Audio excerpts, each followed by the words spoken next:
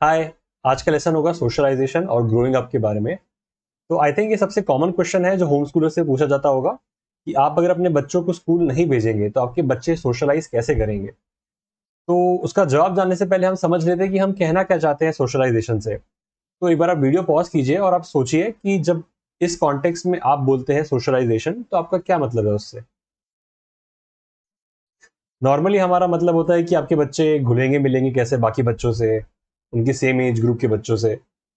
तो सोशलाइजेशन का उसके अलावा और भी मतलब होता है। चलिए देखते हैं इग्नू उसके बारे में क्या बोलता है। तो ये इग्नू का चैप्टर 2 रहेगा, socialisation and growing up in different context. सारे के सारे रिसोर्सेज की लिंक्स हम लोग डिस्क्रिप्शन में प्रोवाइड कर देंगे, और जो मेरा रीडिंग वाला पार्ट होगा वो मैं फास्ट फॉरवर्ड कर दूंगा। शुरुआत उन्होंने इसी तरीके से करी है जहां पे बता रहे हैं कि सोशलाइजेशन एक ऐसा प्रोसेस है जिससे एक लिविंग ऑर्गेनिज्म एक सोशल बीइंग बनता है और वो सोसाइटी के लिए एक रिस्पॉन्सिबल मेंबर बनता है। इन्होंने ये भी मेंशन किया है कि ये ग्रेजुअल प्रोसेस है और इससे एक पर्सन अपनी इमेज फॉर्म करता है बाकी लोगों की हेल्प से। यहाँ इन्होंने एक पॉइंट मेंशन किया है जहां पे उन्होंने कहा है कि एक बच्चा जब कुछ एफर्ट देता है और आप उसके एफर्ट को अप्रिशिएट और रिवॉर्ड करेंगे तो वो उसकी फीलिंग को अच्छे से एक्सेप्ट कर पाएगा और अपनी सेल्फ वर्थ अच्छे से बिल्ड कर पाएगा, और इस तरीके से एक अच्छी पर्सनैलिटी उसकी शेप होगी। तो यहाँ मेरा एक ये थॉट आया था कि एफर्ट जो हम देते हैं उससे हमें ठीक है एक एक्सटर्नल मोटिवेशन मिलता है, but I think external self worth अपने आप में कंप्लीट नहीं होता। हमें बच्चे को ये भी सिखाना चाहिए कि उसकी खुद की भी एक सेल्फ इमेज है जो उसको अप्रिशिएट करनी चाहिए। अगर हम लोग सिर्फ सोसाइटी के नजरिए से अपने आप को जज करते रहेंगे तो हम अपना खुद का सेल्फ वर्थ बिल्ड नहीं कर पाएंगे। तो it has to be a balance of both, जहां पे हमें बाकी लोगों की हेल्प भी चाहिए और हमें खुद से भी बिल्ड करना है अपनी सेल्फ वर्थ को। यहाँ सोशलाइजेशन को टेक्निकली एक्सप्लेन कर रखा है कि सोशलाइजेशन एक ऐसे प्रोसेस को रेफर करता है जहां पे जो इंटरेक्शंस है बच्चे की सोसाइटी से, उससे वो सोसाइटी के सारे बिलीव्स, वैल्यूज, एटीट्यूड्स और हैबिट्स लेता है। सोसाइटी के नजरिए से देखा जाए तो बच्चे के अंदर सोसाइटी का कल्चर ट्रांसफर हो रहा है और वो ट्रांसफर फिर बाद में अपने नेक्स्ट जनरेशन को करेगा। तो जनरेशन टू जनरेशन कल्चर का ट्रांसफॉर्म होता है सोसाइटी के लिए। और इंडिविजुअल के नजरिए से देखा जाए तो इंडिविजुअल सोसाइटी में रहने का जो बिहेवियर है, जो उसके सोशल एक्सपेक्टेशंस है, वो सारे के सारे सीखता है और समझता है। कुछ बेसिक फीचर्स इन्होंने सोशलाइजेशन के यहाँ पे मेंशन करे हैं कि जहां पे इन्होंने बताया कि socialization inculcates basic discipline in an individual. तो एक बच्चा सोसाइटी का अप्रूवल लेने के लिए उसके इंपल्सेस को कंट्रोल करना सीखता है। इन्होंने कंट्रोल्स बिहेवियर के बारे में भी लिखा है जहां पे इन्होंने बताया कि सोशल ऑर्डर मेंटेन करने के लिए भी सोशलाइजेशन जरूरी है, क्योंकि इसके थ्रू बच्चा सोसाइटी के जो रूल्स हैं, जो प्रोसीजर्स हैं, क्या नहीं कर सकते हैं, वो सारी चीजें भी सीखता है। तो जैसे हम चाहते हैं कि हमारे सोसाइटी में क्राइम नहीं हो, तो ये सारा का सारा पार्ट हम लोग सोशलाइजेशन में इंट्रोड्यूस करते हैं। एक पॉइंट उन्होंने यहाँ पे मेंशन किया था जिससे मैं इतना अग्री नहीं कर रहा था। इन्होंने कहा था कि unanimity among different agents of socialization aids in इस प्रोसेस। इसका मतलब ये कहना चाह रहे हैं जो अलग अलग प्रकार के एजेंसीज हैं जो सोशलाइजेशन कराते हैं। पहले तो ऑब्वियसली हमारी फैमिली हो गई, फैमिली के अलावा हमारा स्कूल हो गया, हमारा वर्क कल्चर हो गया, सोशल मीडिया हो गया, हमारे पीयर ग्रुप हो गया। तो ये सारे के सारे एजेंसीज ऑफ सोशलाइजेशन है। और ये कहना चाह रहे हैं कि अगर ये सारे के सारे एजेंसीज एक सेम मैसेज कन्वे करेंगे तो बच्चे को कंफ्यूजन नहीं होगा और बच्चा ज्यादा स्मूथली सोशलाइज हो पाएगा। लेकिन यहां मैं ये ऐड करना चाहूंगा कि बच्चों को बाकी कल्चर्स और बाकी जीने के तरीके का एक्सपोजर मिलेगा तो वो हेल्पफुल ही होगा। आफ्टर ऑल हम जानते हैं कि इंडिया में डाइवर्सिटी हमारी एक स्ट्रेंथ है, वीकनेस नहीं है। तो यूनानिमिटी डेफिनेटली होनी चाहिए इस मामले में कि हमें एक दूसरे को रिस्पेक्ट से ट्रीट करना है, हमें कोई किसी को नुकसान नहीं पहुंचाना है, उसमें यूनानिमिटी डेफिनेटली जरूरी है। सारे के सारे लोग उस सेम मैसेज को कन्वे करें तो वो बेहतर रहेगा। उसी के साथ साथ डाइवर्सिटी भी इंपॉर्टेंट है। Again it's a balance of both the things. इसके बाद ये बता रहे हैं कि फॉर्मल टाइप का सोशलाइजेशन भी होता है जो हम वर्क कल्चर वगैरह में सीखते हैं, और उसके अलावा नॉन फॉर्मल भी होता है जो हम घर पे सीखते हैं। और ये इन्होंने मेंशन किया है कि सोशलाइजेशन एक कंटिन्यूअस प्रोसेस है। जब से हम लोग पैदा होते हैं तब से लेकर जब तक हम लोग मरते नहीं है तब तक हम लोग सोशलाइजेशन करते जाते हैं। या ये बता रहे हैं कि नया बच्चा सोशलाइजेशन के दौरान कल्चर्स, स्किल्स, लैंग्वेज, उसके उठने बैठने का ढंग, मैनर्स, ये सारी की सारी चीजें सीखता है जिससे वो एक रिस्पॉन्सिबल मेंबर बनता है। इसके अलावा इन्होंने ये भी बोला कि जो बच्चे की इमेज बनती है वो इमेज बनने का प्रोसेस एडोलेसेंस में स्टार्ट होता है। ये सेम चीज हम लोगों ने पिछले लेसन भी पढ़ी थी। तो एडोलेसेंस में बच्चा सारे लोगों को अपना रोल निभाते हुए देखता है, जैसे आप भी कई रोल एक साथ निभाते होंगे, आप एक पेरेंट होंगे, आप किसी के बच्चे होंगे, आप किसी के ब्रदर होंगे, आप किसी के सिस्टर होंगे, आप किसी के एम्प्लॉयर होंगे, आप किसी के बॉस होंगे। तो अलग अलग रोल्स हम लोग प्ले करते हैं सोसाइटी में, और एक एडोलेसेंट उन रोल्स को ऑब्जर्व करता है और उससे वो सीखता है कि सोशलाइजेशन किस तरीके से हो रहा है उन रोल्स में। इन्होंने यहाँ पे सोशलाइजेशन को अलग अलग कैटेगरीज में डिवाइड कर रखा है। एक तो प्राइमरी कैटेगरी है जहाँ पे हम लोग बेसिक कल्चरल वैल्यू सीखते हैं। दूसरा सेकेंडरी है जहाँ पे हम छोटे ग्रुप्स में बिहेव कैसे करना है वो सीखते हैं। तीसरा डेवलपमेंटल। ये डेवलपमेंटल जो है ये थोड़ा सा कस्टमाइज होता है इंडिविजुअल के लिए। जैसे मान लीजिए अगर मैं शाय हूं तो उस शाइनेस को ओवरकम कैसे करना है वो वाला पार्ट आता है डेवलपमेंटल सोशलाइजेशन में। उसके अलावा है एंटीसिपेटरी सोशलाइजेशन। तो एंटीसिपेटरी में क्या होता है कि मैं जो रोल एक्सपेक्ट कर रहा हूं, कि लेट्स से मैं अज्यूम कर रहा हूं कि मैं एक डॉक्टर का रोल निभाऊंगा, या फिर मैं एक प्रोफेशनल का रोल निभाऊंगा, या फिर मैं एक लॉयर का रोल निभाऊंगा, तो उस एनवायरनमेंट का सोशल कॉन्टेक्स्ट क्या है और मुझे क्या सोशलाइजेशन सीखना पड़ेगा। जैसे मान लीजिए कि अगर आप लॉयर बनते हैं तो आपको वहां के क्या नॉर्म्स फॉलो करने हैं, वो सारा चीज एंटिसिपेटरी सोशलाइजेशन में काउंट होता है। इसके अलावा रीसोशलाइजेशन होता है, जब हम रोल चेंज करते हैं तो ये उसका सोशलाइजेशन होता है। इसका एक एग्जाम्पल इन्होंने आगे मेंशन किया है, उसको हम देखते हैं। जैसे यहाँ इन्होंने एग्जांपल दिया है कि एक टेक्सास में एक बच्चे को सिखाया जाता है कि बेटा जब आप किसी से बात करते हो तो आपको डायरेक्टली उनके आंखों में देख के बात करनी है, उनसे हाथ मिलाना है। तो इस तरीके से उसका बिहेवियर सेट किया जाता है। जबकि अगर ये सेम पर्सन अब जापान में जाएगा तो जापान में जाके उसको पता लगेगा कि वहां पे अगर वो किसी से आई कांटेक्ट कर रहा है तो वो पर्सन ऑफेंड हो रहा है। तो वहां का जापान का कल्चर अलग है, वो लोग आई कांटेक्ट इतना ज्यादा करते नहीं है, और उनका एक सोशल जो डिस्टेंस है वो ज्यादा मेंटेन करके रखते हैं। तो जब ये पर्सन टेक्सास से जापान में जाएगा तो उसको रीसोशलाइज होना पड़ेगा, उसको नए कॉन्टेक्स्ट में अपना सोशलाइजेशन और अपना बिहेवियर सीखना पड़ेगा। पुराने बिहेवियर्स छोड़ के वो नए बिहेवियर्स अडॉप्ट करेगा। यहाँ ये भी बता रहे हैं कि बच्चे इस छोटी उम्र में अगर कोई डिस्क्रिमिनेशन फेस करते हैं because of any factor related to caste, class, race, creed और कलर, तो उससे बच्चों की सोशल, फिजिकल और इमोशनल हेल्थ पे नेगेटिव इंपैक्ट पड़ता है। एक इंटरेस्टिंग पॉइंट जो यहाँ पे मेंशन कर रखा है कि जो डाइवर्सिटी है, जैसे दो लैंग्वेज सीखने की वजह से जो बच्चे को दो कल्चर्स का एक्सपोजर मिलता है, उससे हमारी ग्रोथ काफी अच्छी होती है। यहां से growing up in different family structures वाला कॉन्सेप्ट स्टार्ट हो गया है। तो ये पहले तो बता रहे हैं कि ट्रेडिशनल फैमिली क्या होती है। ट्रेडिशनल फैमिली इनके अकॉर्डिंग वो फैमिली है जहाँ पे बायोलॉजिकल पेरेंट्स दोनों, मम्मी और पापा, प्रेजेंट है। और ये बता रहे थे कि अगर दोनों प्रेजेंट नहीं होते हैं तो इससे कुछ साइको सोशल प्रॉब्लम्स आ सकती है। हालांकि जब ये पॉइंट आया था मैं सोच रहा था कि it's not just about the presence of both biological parents, उनकी प्रेजेंस से ही सारा काम नहीं हो जाता है, उनका वो रोल किस तरीके से निभा रहे हैं उससे काफी फर्क पड़ता है। हो सकता है एक सिंगल पेरेंट वो दोनों के दोनों रोल्स अच्छे से निभा पाए, हो सकता है वो स्ट्रिक्ट भी हो, साथ साथ में लविंग और केयरिंग भी हो। तो आई थिंक जिस तरीके से हम लोग ऑलरेडी बहुत सारे रोल्स निभाते हैं तो एक सिंगल पेरेंट भी वो रोल निभा सकता है। लेकिन आगे वो इस टॉपिक को थोड़ा सा और कवर करते हैं। देखिए यहाँ पे इन्होंने इस चीज को मेंशन कर रखा है कि ये समझना जरूरी है कि फैमिली स्ट्रक्चर उतना इंपॉर्टेंट नहीं है जितना बच्चे के साथ बॉन्डिंग इंपॉर्टेंट है। तो एक बच्चे के साथ एक स्ट्रॉन्ग और एक सिक्योर बॉन्ड क्रिएट करना बहुत जरूरी है। इस टॉपिक पे मुझे एक इंटरेस्टिंग वीडियो भी मिला था यूट्यूब पे, उसकी मैंने लिंक डिस्क्रिप्शन में डाल रखी है, आप उसको चेकआउट कर सकते हैं। और उसको ब्रीफली मैं आपको एक बार समझा देता हूँ। तो उसको आप ऐसे इमेजिन कीजिए कि आप एक बीच पे खड़े हैं, और बीच पे आगे जो पानी है उसको आप दुनिया से कंपेयर कर सकते हैं, और आपके पीछे आपके पेरेंट्स खड़े हैं जिनके हाथ में एक रस्सी है जो आपसे बंधी हुई है। अब अगर आप दुनिया में एंटर करना चाहते हैं तो ऑब्वियसली आप पहले एक कदम बढ़ा के देखेंगे, और आप फिर पीछे मुड़ के देखेंगे कि मैं सेफ तो हूं, क्या वो रस्सी मजबूत तो है, मैं अगर गिर जाता हूं या मुझे कुछ जरूरत पड़ती है, हेल्प होती है, तो क्या मैं वापस से पीछे पहुंच सकता हूं। तो वो बॉन्ड जो है आपका पेरेंट्स के साथ, वो इस रस्सी की तरह काम करता है। अगर वो बॉन्ड मजबूत रहेगा, सेफ रहेगा, सिक्योर रहेगा, तो आप एक खुले मन से, खुले दिमाग से दुनिया को एक्सप्लोर करने की हिम्मत कर पाएंगे। तो इस कॉन्टेक्स्ट से हम समझ सकते हैं कि एक स्ट्रॉन्ग, सेफ, सिक्योर और लविंग बॉन्ड की हमें कितनी ज्यादा जरूरत होती है एक अच्छे डेवलपमेंट के लिए।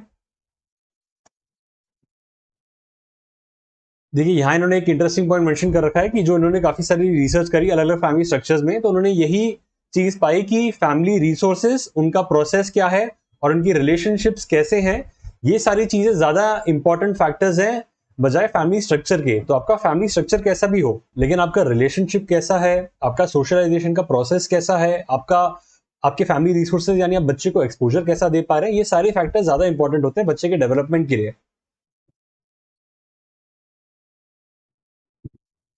तो यहाँ ये बता रहे हैं कि जो पहला ह्यूमन इंटरेक्शन बच्चा देखता है वो फैमिली के साथ ही देखता है। तो आपकी फैमिली में लोगों का आपस से बिहेवियर कैसा है उससे काफी बड़ा इंपैक्ट आता है। अगर आपकी फैमिली एक दूसरे से मिलते वक्त काफी पॉजिटिव रहती है, अच्छा लगता है लोगों को एक दूसरे से मिलना जुलना, तो बच्चे के लिए रिलेशनशिप्स का भी वही एक इमेज फॉर्म होगा। वो ये इमेजिन करेगा कि रिलेशनशिप्स पॉजिटिव होते हैं, अच्छे होते हैं, और वो एक पॉजिटिव आउटलुक के साथ अपने नेक्स्ट रिलेशनशिप्स को देखेगा। उसी तरीके से अगर उसके करंट रिलेशनशिप्स जो ऑब्जर्व करेगा वो इतने पॉजिटिव नहीं है, लोग रूडली बिहेव करते हैं या एक दूसरे से बहुत जल्दी इरिटेट हो जाते हैं, फ्रस्ट्रेट हो जाते हैं, तो वो रिलेशनशिप्स का उसका इमेज वैसा ही नेगेटिव फॉर्म होगा और वो आगे जाके और रिलेशनशिप्स बनाने की इच्छा उतनी रखेगा नहीं। तो इस नेक्स्ट सेक्शन में ये लोग पेरेंटिंग स्टाइल्स के बारे में बता रहे हैं और इन्होंने दो पैरामीटर्स कंसिडर किए हैं। एक पैरामीटर है कि पेरेंट कितना कंट्रोलिंग है और कितना इन्वॉल्व है बच्चे की लाइफ में। सेकंड है कि पेरेंट कितना अफेक्शनेट और लविंग है अपने बच्चे के प्रति। तो ये दो फैक्टर्स कंसिडर करके चार सिचुएशंस बनती है। पहली सिचुएशन जहां पे लविंग भी है पेरेंट और कंट्रोलिंग भी है। दूसरी सिचुएशन जहां पे पेरेंट कंट्रोलिंग तो है लेकिन लविंग नहीं है। तीसरी सिचुएशन जहां पे पेरेंट लविंग है लेकिन कंट्रोलिंग नहीं है। और चौथी सिचुएशन जहां पे पेरेंट ना लविंग है ना कंट्रोलिंग है। तो आइए हम इन चारों सिचुएशन को थोड़ा और डिटेल में देखते हैं। तो पहली पेरेंटिंग स्टाइल है ऑथोरिटेटिव पेरेंटिंग स्टाइल। मतलब है कि पेरेंट कंट्रोलिंग भी है और लविंग भी है। इसका मतलब ये कि रूल्स होंगे घर में, लेकिन वो रूल्स जब बनेंगे तो उसमें बच्चे का भी व्यू काउंट होगा। तो पेरेंट बच्चे से डिस्कस करेगा, उसको बात करेगा और जो रूल्स बनेंगे फाइनली उसको ढंग से बच्चे को समझाएगा भी। और अगर बच्चा कोई रूल नहीं समझता है, कोई चीज गलत करता है, तो उसके लिए एक फेयर और एक नेचुरल कॉन्सिक्वेंस वो रखेगा। जैसे मान लीजिए अगर हम जानते हैं कि साफ सफाई हम लोग नहीं करेंगे तो उससे हमारी हाइजीन खराब होगी, हम लोग बीमार हो सकते हैं, है ना। तो पेरेंट उसको सीधे ये नहीं बोलेगा कि आप ये चीज मत करो, वो उसको समझाएगा कि बेटा अगर आप ये नहीं करोगे तो उसका एक कॉन्सिक्वेंस होगा। हो सकता है उसके लिए वो उसको डॉक्टर के पास ले जाए जहां वो देखे कि लोग बीमार पड़े हैं, तो उससे उसको एक नेचुरल कॉन्सिक्वेंस समझ में आएगा कि अगर मैं ये एक्शन नहीं लूंगा तो मुझे उसका कॉन्सिक्वेंस फेस करना पड़ेगा। तो ऑथोरिटेटिव पेरेंटिंग स्टाइल एक काफी बैलेंस्ड अप्रोच है जहां पे पेरेंट कंट्रोल भी कर रहा है और बच्चे के साथ काफी वार्म फीलिंग भी शो कर रहा है।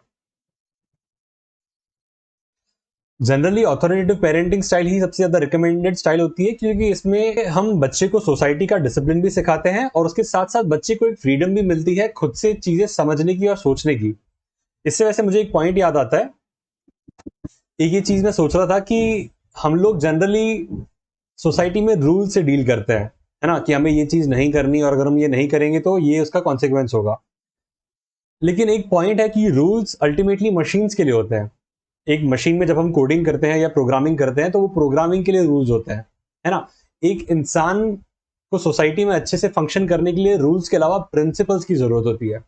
अगर आप अपने बच्चे में एक प्रिंसिपल डेवलप करेंगे कि बेटा ये नहीं करना चाहिए क्योंकि इसका ये रीजन है, हमें किसी को नुकसान नहीं पहुंचाना चाहिए, आप उसको उसके पीछे का प्रिंसिपल समझाएंगे, तो वो बच्चा रूल तोड़ने के बारे में कभी सोचेगा ही नहीं। और हो सकता है कि अगर उसको कभी वो रूल तोड़ना भी पड़े तो वो रूल तोड़ेगा, क्यों? क्योंकि उसको वो प्रिंसिपल मेंटेन रखना था।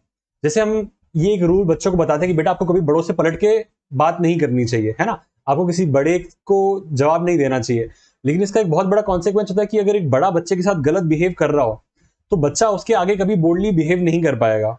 तो हम लोगों ने बच्चे को रूल बता दिया कि बेटा आपको बड़ों से पलट के जवाब नहीं देना, और वो रूल की वजह से बच्चा एक सिचुएशन में फंस गया। लेकिन अगर हमने बच्चे को प्रिंसिपल समझा रखा है कि बेटा किसी को नुकसान नहीं पहुंचाना चाहिए, चाहे वो बड़ा हो चाहे वो बच्चा हो, और उसके अलावा आपको बड़ों की रिस्पेक्ट करनी चाहिए, बड़ों की नहीं, आपको सबकी रिस्पेक्ट करना चाहिए। तो अगर हमने बच्चे को ऐसे दो तीन प्रिंसिपल समझा रखे तो नेक्स्ट जब सिचुएशन आती है, जब एक बच्चा बुली हो रहा हो एक बड़े से, तो आपका बच्चा चुप नहीं होगा, उसके पास वो प्रिंसिपल है तो वो प्रिंसिपल फॉलो करेगा, वो रूल की उतनी चिंता नहीं करेगा। तो आई थिंक हमें ये समझने की जरूरत है कि रूल्स और प्रिंसिपल्स में फर्क क्या होता है। रूल्स जनरली हम लोग मशीनों के लिए रखते हैं, हम मशीन नहीं है, हम लोग इंसान हैं, हम लोग खुद का दिमाग यूज कर सकते हैं, और इंसानों के लिए प्रिंसिपल उनका रूल होता है। तो आप बच्चे को प्रिंसिपल समझाएंगे तो वो ज्यादा अच्छा एक सोसाइटी का मेंबर बन पाएगा। इसके बाद जो नेक्स्ट पेरेंटिंग स्टाइल है वो है ऑथोरिटेरियन पेरेंटिंग स्टाइल। तो ऑथोरिटेरियन पेरेंटिंग स्टाइल को आप एक डिक्टेटर के साथ कंपेयर कर सकते हैं, जहां पे रूल्स जो है वो सारे के सारे पेरेंट्स बना रहे हैं, और पेरेंट्स जब रूल्स बनाते हैं तो बच्चे को सीधे सीधे बोलते हैं कि बेटा ये रूल्स हैं, बेटा या बेटी ये रूल्स हैं, आपको ये फॉलो करने हैं। जब बच्चा वो रूल समझने की कोशिश करता है तो पेरेंट्स उसको बोलते हैं कि बेटा ये रूल आपको फॉलो करना है क्योंकि मैंने बोल दिया, एंड दैट्स फाइनल। तो आप समझ सकते हैं कि ये कैसा थोड़ा डिक्टेटर टाइप का एक एनवायरमेंट है।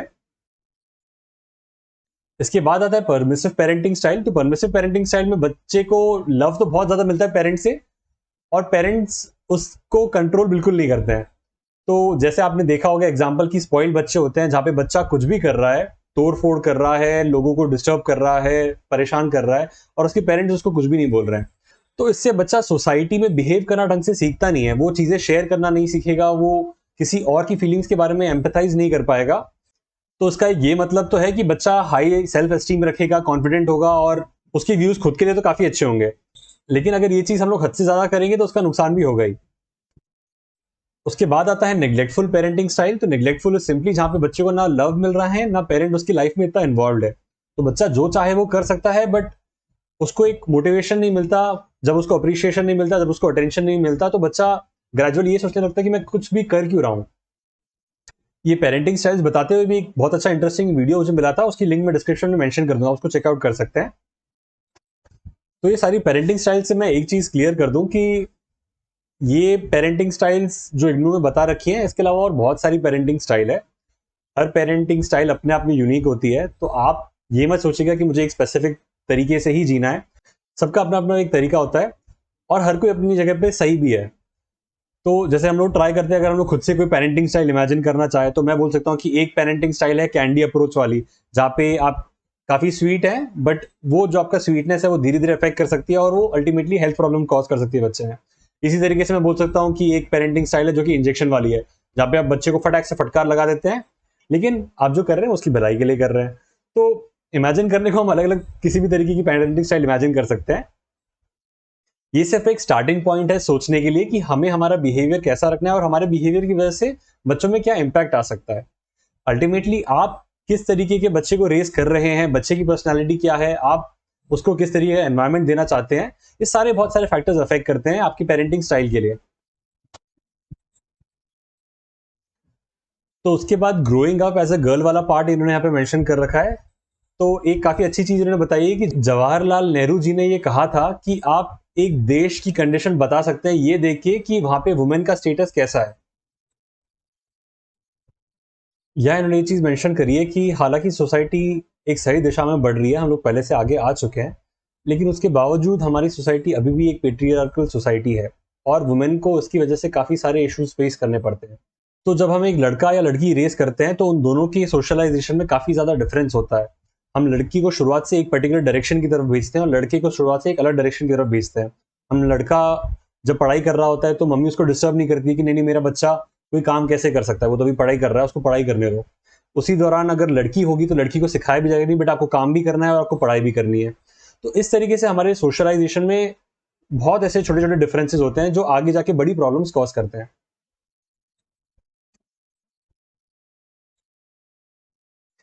यहाँ पे इन्होंने ये पॉइंट मेंशन किया था कि सोशल इमोशनल स्किल्स होने बहुत जरूरी है टीचर में, ताकि वो सारे के सारे जो क्वालिटीज हैं वो बच्चों में ट्रांसफर कर पाए। और ये सेम रिस्पॉन्सिबिलिटी पेरेंट्स की भी होती है। पेरेंट्स को ये सारे के सारे सोशल इमोशनल स्किल्स पहले अपने अंदर एब्जॉर्ब करने पड़ेंगे, तभी वो अपने बच्चों को वो चीज ट्रांसफर कर पाएंगे। इसके अलावा कुछ इन्होंने डेफिनेशन यहाँ पे बता रखी है। तो कल्चरली रेलेवेंट पेडागोजी उसको बोलते हैं जहाँ पे हम कॉन्टेक्स्ट के हिसाब से डाइवर्सिटी को एड्रेस करते हुए अपनी इंस्ट्रक्शन की स्ट्रैटेजी फॉर्म करते हैं।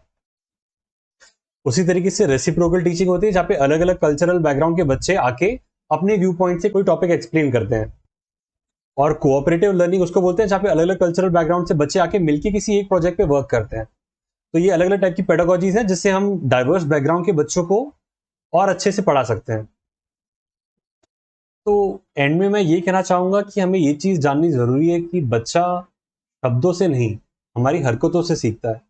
बच्चा आपको सुबह शाम दिन रात ऑब्जर्व करता है, और जो वो ऑब्जर्व करता है उसमें हमारे शब्दों के अलावा हमारा जो जेस्चर है, हमारा जो बिहेवियर है, हमारा जो रिएक्शन है, वो सारी चीजें देखता है वो।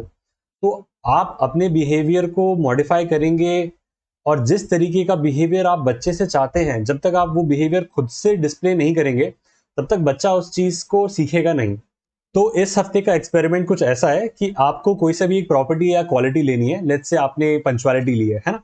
तो आपको एक हफ्ते तक लगातार हर चीज में पंचुअल होना है, और बिना बच्चे को कुछ कहे आपको ऑब्जर्व करना है कि क्या आपकी बिहेवियरल चेंज की वजह से बच्चा भी पंचुअल हो रहा है। तो बस आज का लेसन यही खत्म होता है। Thank you, bye bye.